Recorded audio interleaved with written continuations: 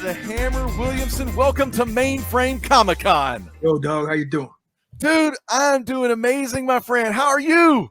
Good as I need to be. Heck yeah. Oh my God. Fans, we have, if y'all ain't here, don't change the channel. This is the man of the hour, the one with the power. We got Fred Hammer Williamson here. Golly, Fred. Fred, thank you so much. I'm Chad. I appreciate you so very much. Cool, man. It's nice to talk to people who know who the hell I am. It's nice. Oh, wait. You guys in Pittsburgh, man? I'm the Pittsburgh guy. Are you in Pittsburgh? I'm Texas. I'm living in Pittsburgh right now. Tom Savini lives probably quarter mile down the road from me. Well, I was a rookie with Pittsburgh, man. That's why football was football. Not as Timberwinks, but back in the day when football was football, I was there. Drafted by the Steelers. How was it playing for the Rooneys? Oh, it was great, man. The Rooney family, they took care of their players. It really was a personal relationship you had with them. They took care. The little kid was running around. He was about 2 feet tall when I was there, and he even took some guys to the racetrack, man. When they had to, horses. He even took some players out there who wanted to come and see what it was like. He was a great guy. The whole family, as a matter of fact. Thank you so much for joining us, Mr. Williamson. I'm going to turn it over to the greatest moderator of all time, who has us. You're his legend. So I know, man. I've been waiting for this, Mr. Williamson, for so long. I'm going to call you Fred. Dude, man, I feel like I know y'all. Hammer, dog. Call me Hammer. I will, Hammer, man. I'm so excited. The first time that I ever, knew you, Fred, or the Hammer, was up over my grandpa's house, and he ain't with us no more, but he loved westerns. He loved the 70s crime dramas. He had them all. Like, I don't know how he was recording these things. He was recording them off the TV or what, but dude, there was this movie. I picked up this movie and it said The Legend of Charlie. And dude, I was like, what's this movie? Let's watch this one. He said, well, you Sonny, you ain't ready for that one just yet. I said, what you talking about? I said, I want to watch some. I seen all this. He kept trying to show me Clint and John. It was a play. It was a plan, for me to create that title and that particular movie to create controversy. Yeah. What I did first, man, after we finished the movie, I put a billboard in Times Square, 40 foot tall, with my arms folded, 2 guns at my side, no shirt on, and it just said, "He's coming." Hell yeah. Now we changed it. After 2 weeks, we put up the title, "Nigga Charlie has arrived." Then I listened to the film where it was playing, dude. It was lines around the block, man, to see what the hell this movie was about. Hell yeah, man, because back in the day, there was some some problems going on in America. America was stupid back then. They didn't know what was going on with themselves. But dude, the best way to get rid of something and negativity is to misuse it and overuse it. Then after a while, it becomes meaningless. Mm-hmm. Dude, that's right. Dude, I'm Hammer. I'm so excited because I've got all kinds of questions to ask you. Your football career starting out with the Steelers, and then of course you went to the AFL. Now, why did you switch from the NFL and go to the AFL? Very simple. I was a number 2 draft choice coming out of Northwestern. Mm-hmm. My signing bonus was $1,900. My starting salary was $9,005. Okay, so I played 1 season with Pittsburgh, and I had a residence in California. So I was going back to Oakland to get my stuff together, and Al Davis called me. He said, "Why don't you come over here and play in the AFL? You'll be a big star. They got a lot of stars over there. You'll be a huge star here." I said, "Why should I want to play?" He says, "Well, how much you making?" I said, $9,005. He says, "We'll give you $500 more." I said, $10,000? I'm making $10,000? I'm there, man. I got on my bicycle and run all the way across the Bay Bridge to get to the Raiders. Dude, that's what I'm talking about. I mean, because if you're the second draft pick and the Steelers, he took you to the races and all that good stuff, but the money, man, you show a man the money. Most of the time, people are going to go for the big money. You know what I'm saying? You got to get what you can where you can, because you don't really know how long your career is going to be. It may be snuffed out. I mean, how many Heisman Trophy winners do you see become really productive pros? Not many. Not at all. There's a reason for that. Not because they're not that good, but they get hurt, they get injuries, and then they're not as good as they are touted to be. So they never really reach that standard and that height that they're supposed to, because they got some nagging injuries. So you got to get it while you can. Tell me about why they call you. Now I know why they call you, because I'm a big fan, but some of the people in the chat, they may be too young or whatnot. But why did they call you the Hammer? What got you that name? When I was a rookie, when I was at Northwestern, I was the all-American flanker back. I never played defense. All I did was catch the ball. I could catch the ball in my teeth, in my toes, anywhere you throw it, I could catch it. First day in training camp, they make me a defensive back. They give me a red shirt. I said, what is this for? It means I'm something special? He said, no, we got a lot of fast guys in the league. We need somebody to cover these fast guys. And you got good speed, and you got good size, so we're going to make you a cornerback. I said, I can't cover anybody. I don't know how to run backwards. What is this stuff you're talking about? Yeah. So after about a week or 10 days, I'm falling over my feet. I'm tripping down. I can't cover nobody, man. But I'm saying, you got to give me a shot. He says, no. If you don't do something better, son, in the next 2 days, we're going to have to send you back to home. I said, the ghetto? I've got to go back to the ghetto and tell my boys there I'm the baddest guy in the neighborhood and I can't make a poot butt football team. Yeah, you don't want that. No way, man. So I said, okay. I thought about it. I said, okay, I'm 220 pounds. Biggest cornerback in the league. So I said, okay, I ain't covering nobody. I'm just going to knock everybody down. So I come out the next day. I'm lining up 1 foot off the play, offensive flanker back. And the coach is yelling, God damn it, Williamson, get back. I said, shut up and hike the ball. Hell yeah. They hiked the ball. I dropped the hammer on the receiver, knocked him out. Coach turned over and said, God damn, Williamson, what are you doing? I said, I covered him. He says, all right, God damn it, get back and stop hammering my players so I can get some pass offense in. That's how I did it. That's how I did it. That's what I'm talking about. I mean, like with that move there, you hit him with that freaking hammer, that big ass forearm shiver. They went down. I mean, that pretty much changed the game right there. That's why the defense is now called the bump and run. I mean, because the hammer bumped their ass and they dropped. But I didn't bump the run, dude. I bumped the where I bumped you. I want them to take them out. I was 220, man. I mean, why should I get out of your way? If you got to run a pass, you got to run through me. That ain't happening when I'm bigger than you. Man, freaking awesome. And I know you played after the Raiders. You had a stint with the Chiefs. I want to say, was that a little bit before the 66 Super Bowl? No, that was the first Super Bowl. I played in the first Super Bowl with Kansas City. All right. Hell, 1966. Freaking awesome, man. That's amazing. Yeah, I played in the first Super Bowl with them against Green Bay. Yeah, I was there. Now, whenever you finished with football, what year did you leave the NFL football? I left the NFL in 1969 and went to Canada just to have a good time. Played 1 year for the Alouettes to enjoy my life and my lifestyle up in Montreal, because that's like Paris almost, man. So I had a great time there. Mm-hmm. Then I came back, and during the off season when I wasn't playing football, I was an architectural engineer. I worked for Bechtel Steel as an engineer. So that's what I did, 6 months off and 6 months football. So then I went back to working for Bechtel after I left Montreal. Mm-hmm. But I couldn't make the transition, man. I mean, 9 months, the wall started to close in on me, right? I mean, an hour for lunch and 9 to 5 just didn't fit my personality. So when I was watching television, and I saw a television show, Dan Carroll had a show called Julia. Julia, yeah, that was an epic show for its time, because it was the first show that had a lead, a black female lead that wasn't like a maid or somebody like that, but an awesome freaking lead. Tell us about your time on Julia. Well, first of all, I noticed that the guest star role was a new boyfriend. Mm-hmm. I said, I'm better looking than those guys. Hell yeah. I'm going to Hollywood and become Dan Kill's boyfriend. And that's what I did. It took me 3 days to accomplish that. They signed me to a 3-year contract to be Dan Kill's boyfriend on the Julia show.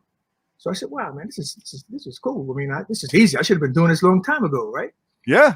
Now, we're shooting this at the 20th Century Fox lot. That's where we're shooting Julia. So one day I'm in the commissary and I'm having lunch, and the guy walks by and he says, you're the Hammer, right? I said, yeah, I'm the Hammer.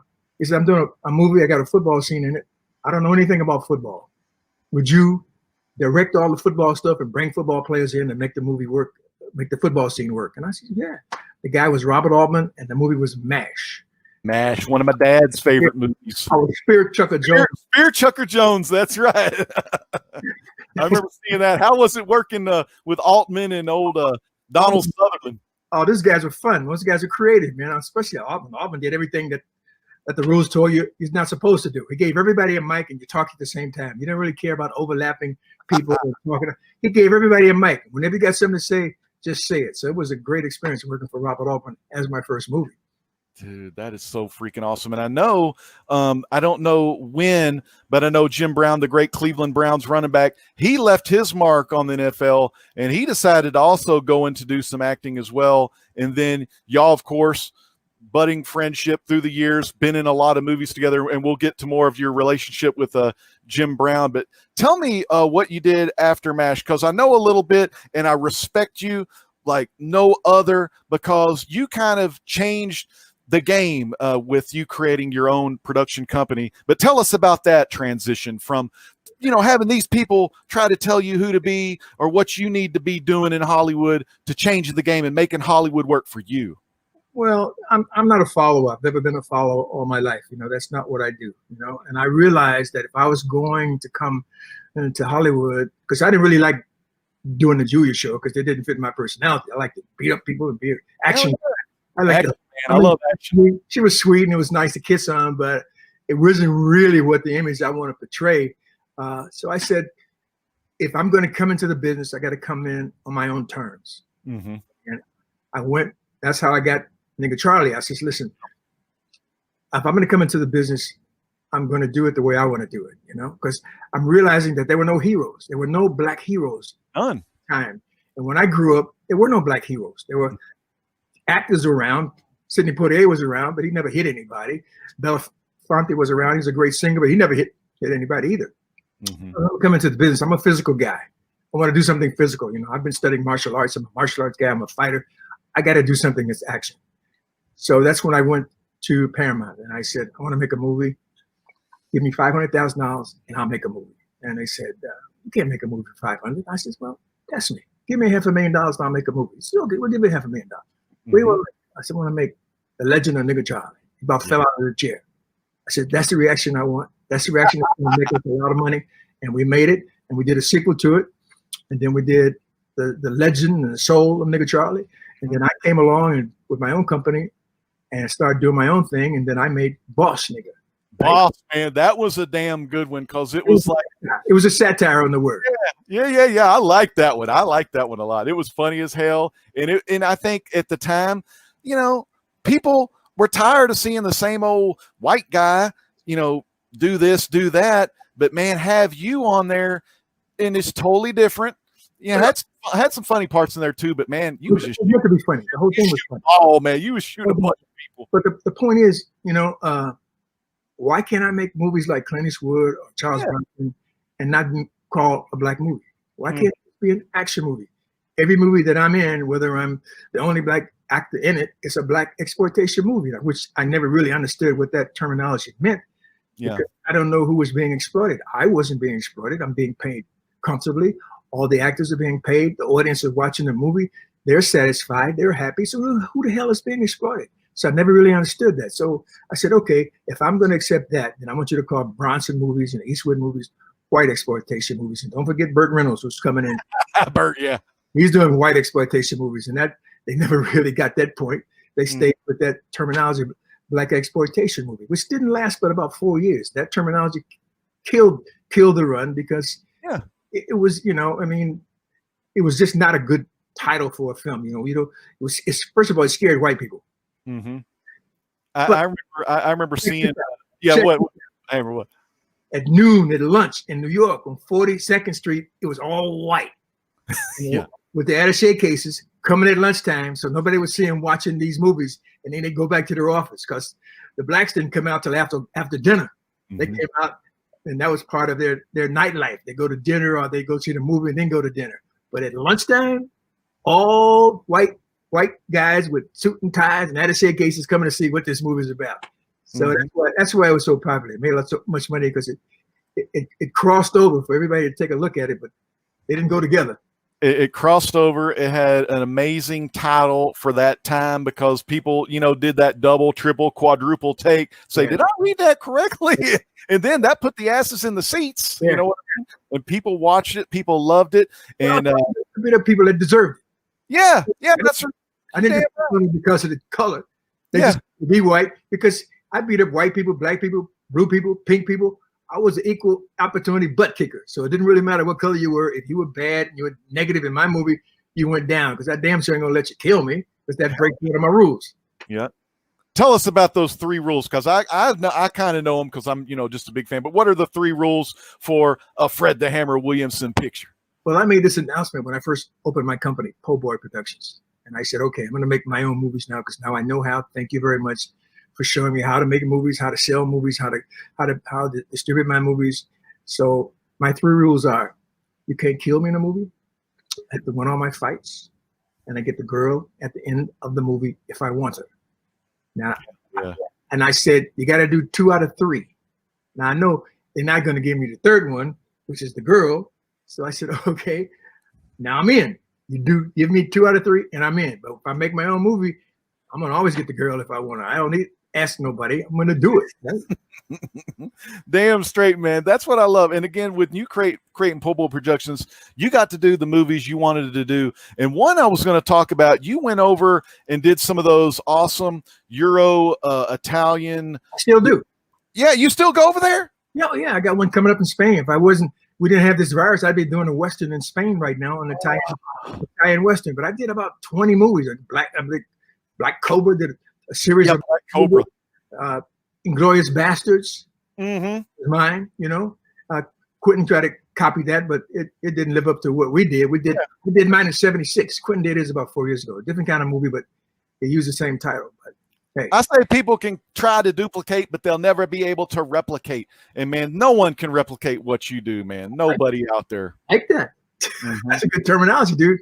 Yeah, sometimes here on the Legend Show, I do love to drop the rhymes from time to times, and man, I always have a damn good time. They think I'm crazy, but they asses is lazy, because I bring that heat, because I get to meet the legends like yourself, man. Yeah, but crazy gets attention, dude. That's right. That's exactly right. And man, get you nothing. When I was that when you did, I want to say it was Black Cobra. Yeah. But a lot of the Italians over there, they was so infatuated with what the American movies were doing.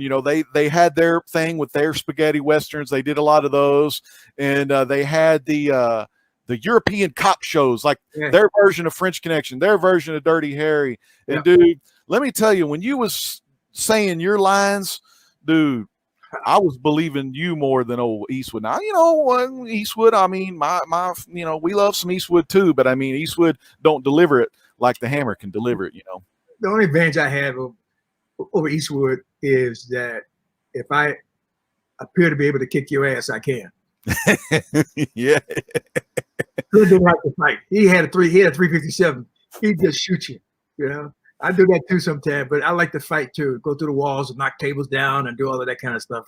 I do all that kind of stuff myself, but that wasn't Clint's thing. Clint was his 357.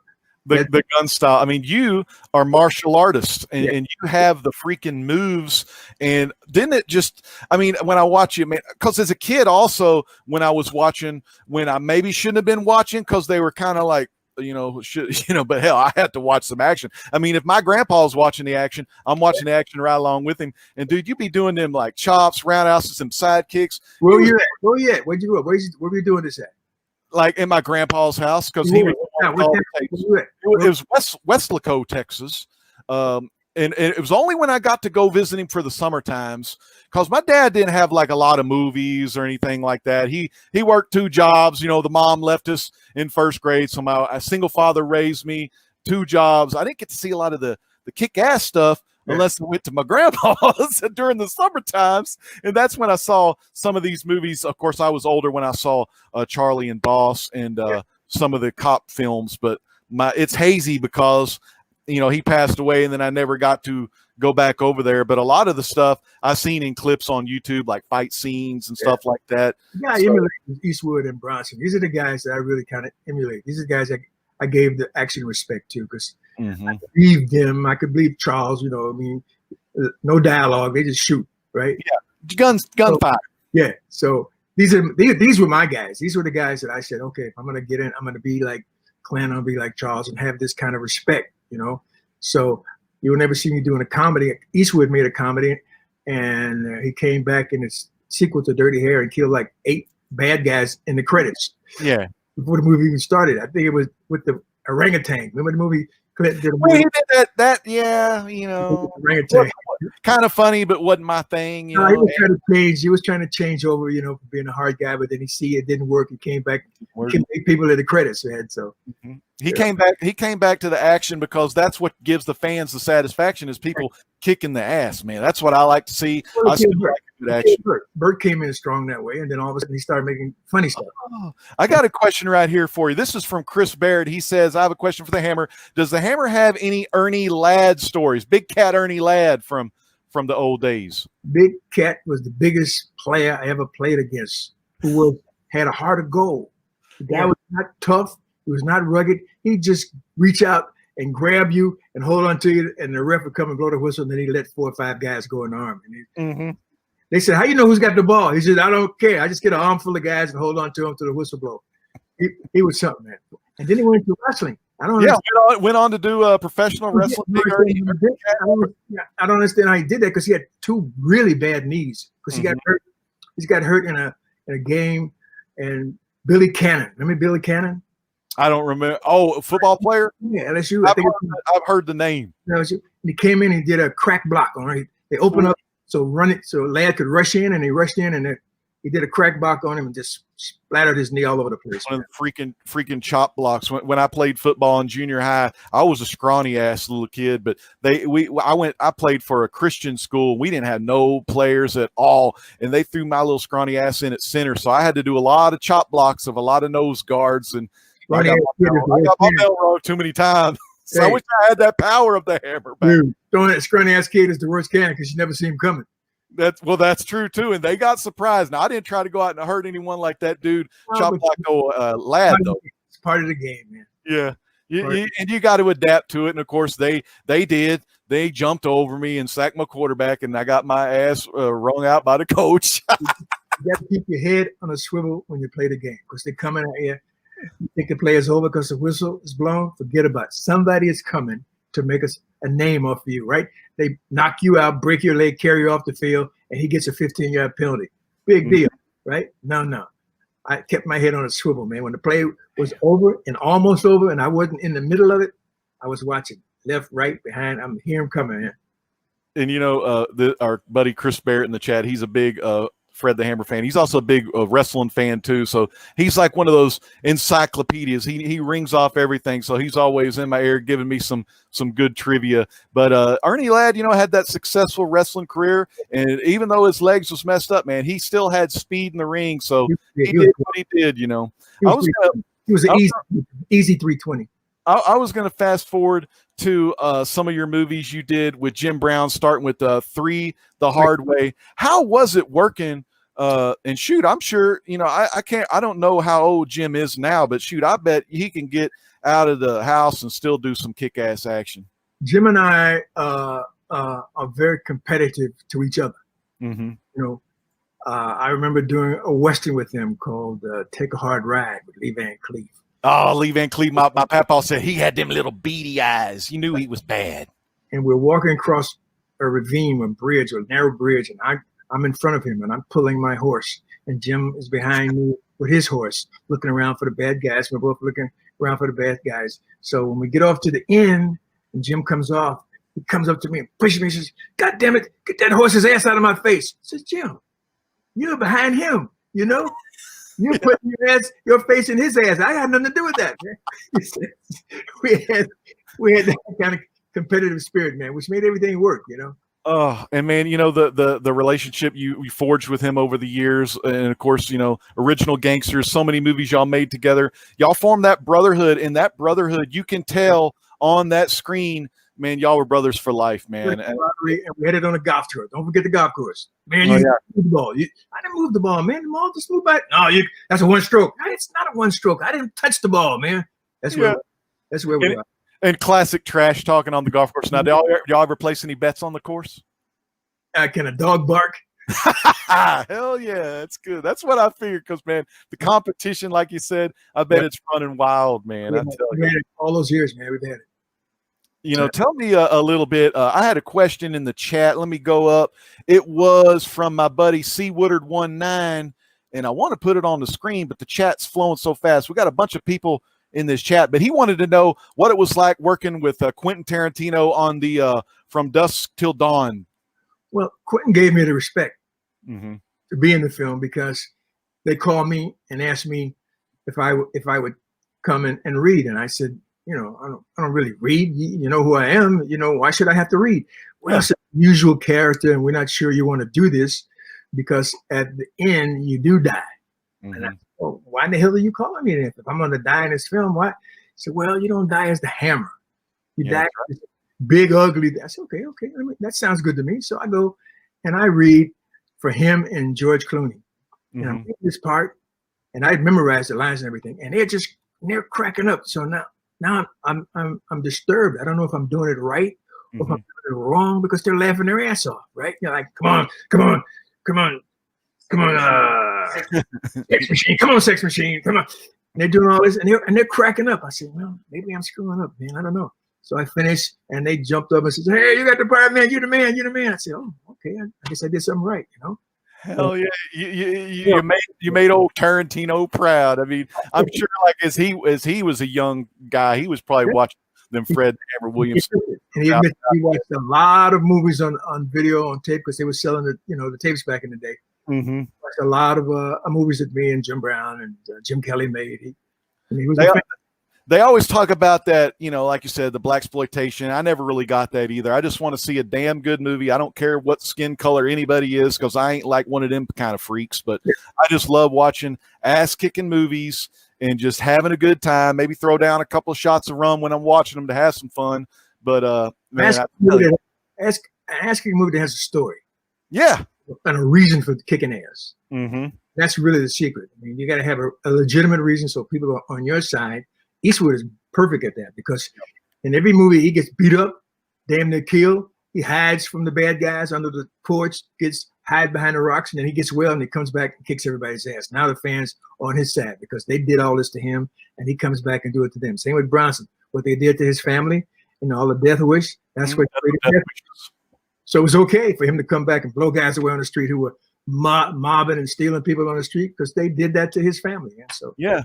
And what I liked about your guys when you was shooting a lot of them, but you was also, like I said, just kicking ass with the martial arts. And they was lucky if either they was going to go to that damn slammer or they were going to feel the hammer. And how that goes. That's not a good sight for those people. But like you said, in the end, man, you was always last man standing. And what I love is, man, you still standing today. You still making the movies. You still got that goal. You got the passion for it. I ate a lot of black jelly beans. That's what keep me going, man. Mine are Dr. Pepper flavored jelly beans. I'm black jelly beans all the way, dog. That's what keeps me going. It takes a whole lot to get next to me, disease wise. I ain't got no virus, man. I got enough black jelly beans in me to kill that. Hell yeah, man. That's what the damn people need to start taking today and maybe chase the COVID away is the black jelly beans, man. That's the way to do it right there. Works for me. All I can say. Damn, Hammer, man. Some other questions we got in the chat. We just got a lot of people in the chat. I'm trying to find some good questions, but I think they're just all loving it. I mean, everyone's having a great time in the chat. Let me see. My buddy, old Mastodon here, he said, let's see. He's talking about the NFL. Oh, he's talking about Tom Brady. Hey, man, we ain't here for Tom Brady. We here for Fred the Hammer freaking Williamson, man. Y'all leave that Tom Brady crap and they're back at home. He makes too much money anyway. He makes too much money. I can't say nothing about Tom. I know that's the thing. I mean, today's players, man. Oh man, it multiplies by the money y'all was making back in the NFL, AFL days. No. Tell me about whenever before you're still doing the kind of ending your football career. You got asked to be a part of the 3-man booth on the Monday Night Football. Yeah, I didn't really want to do Monday Night Football. I said my movie career is taking off. Why should I want to do Monday Night Football? And I said, well, you create a new audience. I said, that's not a good reason. I said, here's what I'll do. You give me a contract to do 3 movies of the week, direct and produce 3 movies starring me that I can do. Then I'll do the contract. And so then about the money, I'll sign the contract for you. And they said, okay, we'll do that. So we signed the contract. So I did about all the exhibition games. We get down to the last game, and I'm noticing that Howard's not talking to me anymore. Howard is talking to Frank. And Frank don't know what's going on except what's going on the field. He don't want to be talking with to Howard because it gets confused. You know, they're playing Cincinnati, and he's talking about Pittsburgh, right? Mm-hmm. Yeah. So they said Howard said that it wasn't working. So Howard told Rooneys said that it's not working. I said, okay, fine. I'll go wait. I'll do my 3 movies of the week. Said, well, no, not gonna happen either. What we'll do is pay you off. We'll just give you a check for the 3 movies that you were gonna do, and we'll call it even. Mm-hmm. So, good enough. Yeah, I mean, hey, they paid you, so I mean, hey, I'm good with that. He was intimidated by me because I was a talker.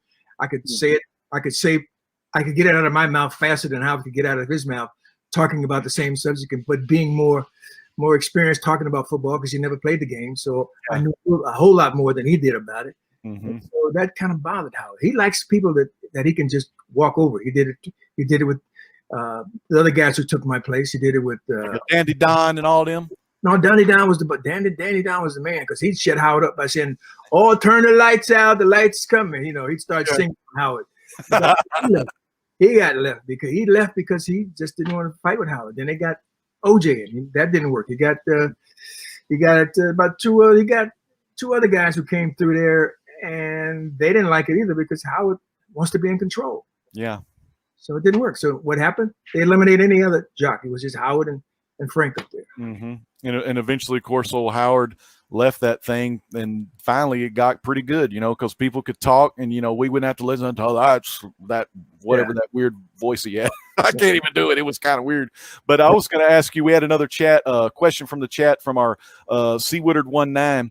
He wanted to know what was your thoughts on working on that Starsky and Hutch, the one with Ben Stiller and Luke Wilson. That was a little complicated for me to decide to do because it's against what my image is. Mm-hmm.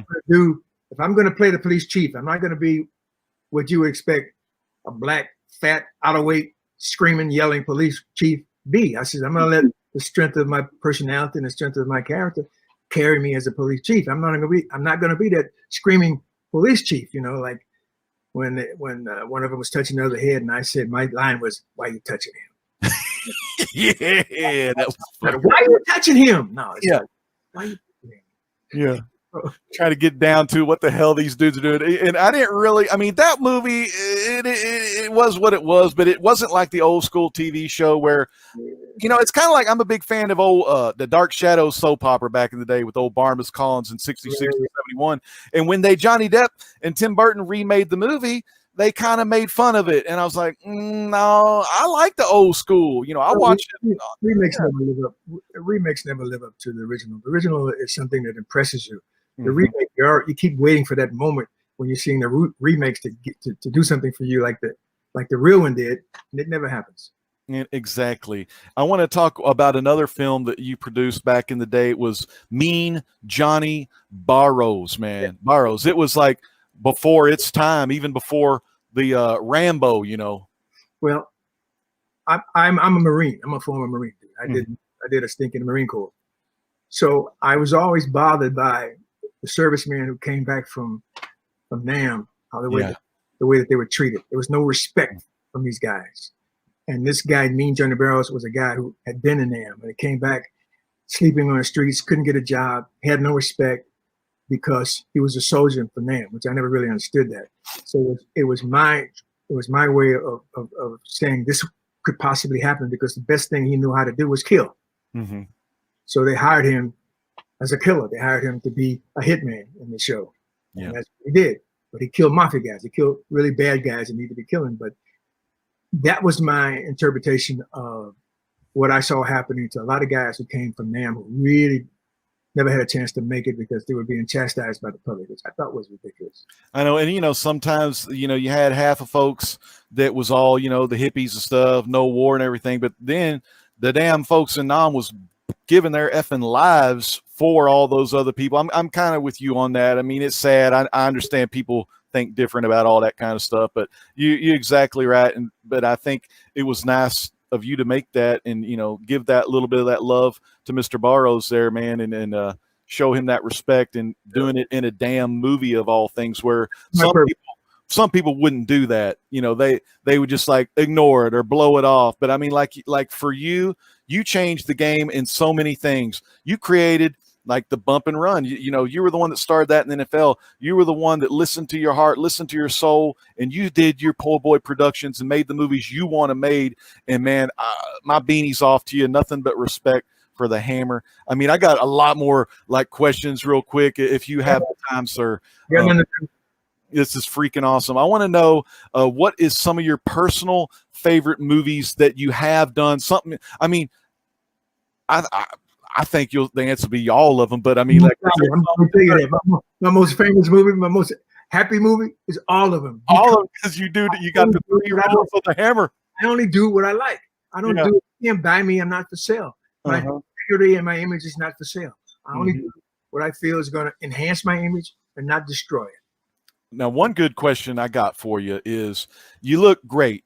You look great back in the day. You look great in today's times. Do you prefer like whipping that ass with the stash or without the mustache? I'm too young if I cut the stash off, dog. I mean, I grew the stash to turn my mouth down, so I could be tough without turning my mouth down. I could be tough, just like. Dude, I mean, see, like if I didn't have the stash, I'd have to frown. I'd have to turn it down like this, you know. But I don't have to do that, man. I'm the same way. I got my little beard growing, even though I got the gray from having 2 kiddos. But I hide the chins. You know, I do it like that. I need the stash to turn the mouth down to let you know that I may. The possibility is I may be angry, but you don't know. Yeah. If I turn it down like that, then you know I'm mad. But then I don't want to do that, right? Hell yeah, man. No facial expressions, dog. I want to be straight on. You know what I'm saying? Yeah, and that's what I've always loved about, you know, I've seen, you know, other people interviewing you, and man, you know, a lot of people, they just run in their mouth. I mean, you could tell they some fake ass answers, but I totally respect, you know, everything you've done in your career, man. I mean, I freaking love it. My grandpa loved it. He's the one that got me into this. You know, and I don't remember when the first time it was when I watched Charlie or Boss, but I was just laughing my ass off at some of that. And then of course we watched some of the cop dramas too, like gangster movies like Black Caesar, Black Cobra. Oh, Black Caesar. Yeah, was my. You were the godfather of Harlem. Yeah, that was my tribute to Edward G. Robinson, because when I was growing up, Edward G. Robinson was my kind of hero. Even though he was a bad guy, 2 things about Edward G. Robinson: he was a gangster, but you can't say what he did. What did he do that made him a gangster? It was never really clear. What did he do? Also, he was the kind of guy who helped the little ladies across the street, or he bought some flowers and gave it to a lady sitting on the street begging. He'd give him some flowers, you know. So he was also a guy who had a heart. Yeah. But they called him a gangster. Right? So I made Black Caesar that kind of character. Took care of his mama, right? Took care of the people in his neighborhood, treated them with respect, gave them, you know, the respect they deserve, man. That's what it's all about. That's what Black Caesar did. And with that also, that's, you know, to me, that's just you. I mean, you give respect where respect is earned and everything like that. I mean, I love it. I'm like I said, I'm just so excited. I shouldn't be excited. I got to be, you know, on point. But I was going to ask you, Hammer. Yeah. The movies, can you tell us about any of the movies you have coming up when this COVID virus junk goes away?